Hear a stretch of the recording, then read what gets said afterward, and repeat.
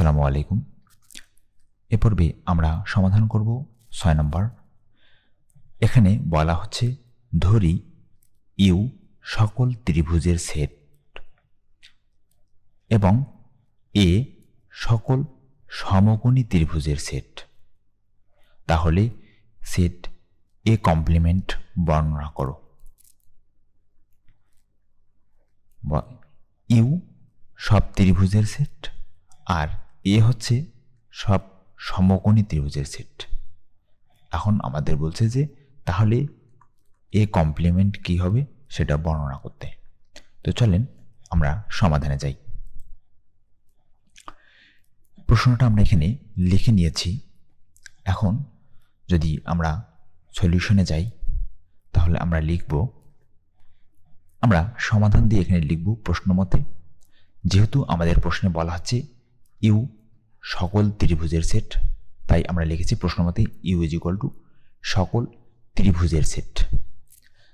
তো সকল ত্রিভুজ বলতে আমাদের কি বোঝাচ্ছে, আমরা এটাকে যদি আরও একটু ডিটেলসে লিখি বা বলি তাহলে আমরা জানি কোণের ভিত্তিতে ত্রিভুজ 3 প্রকার এবং বাহুর ভিত্তিতে ত্রিভুজ 3 প্রকার।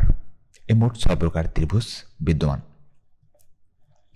তো সকল ত্রিভুজ বলতে, সকল ত্রিভুজের সেট বলতে এই ত্রিভুজ 6 প্রকার ত্রিভুজকে কিন্তু বোঝানো হচ্ছে। তো আমরা এই 6 প্রকার ত্রিভুজের নাম কিন্তু এখানে লিখে দিতে পারি। তো এই হচ্ছে আমাদের সকল ত্রিভুজের সেট, সমকোণী থেকে বিষমবাহু পর্যন্ত। এই 6টা ত্রিভুজ হচ্ছে আমাদের ত্রিভুজের প্রকারভেদ। তো আমরা একে একে সবগুলোর মান লিখে নিলাম।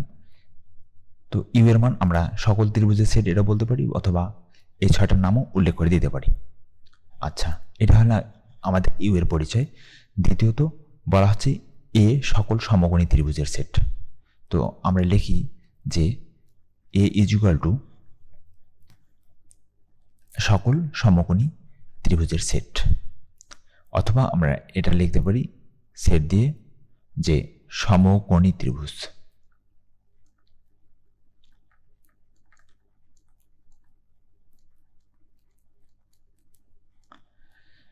তো এটা হচ্ছে আমাদের এ এর মান আর এটা হচ্ছে ইউ এর মান। এখন আমাদেরকে বলা হচ্ছে যে তাহলে সেট এ কমপ্লিমেন্ট বর্ণনা করো। এ সি দেওয়া আছে, সিতে কমপ্লিমেন্ট। তো আমরা এখন লিখব যে অতএব A complement is equal to, আমরা এটা সম্বন্ধে কি জানি, আমরা এ কমপ্লিমেন্ট অর্থ জানি যে ইউ সার্বিক সেট থেকে আমাদের যে মেন সেট আছে সেই সেটটাকে কি বাদ দিতে হবে।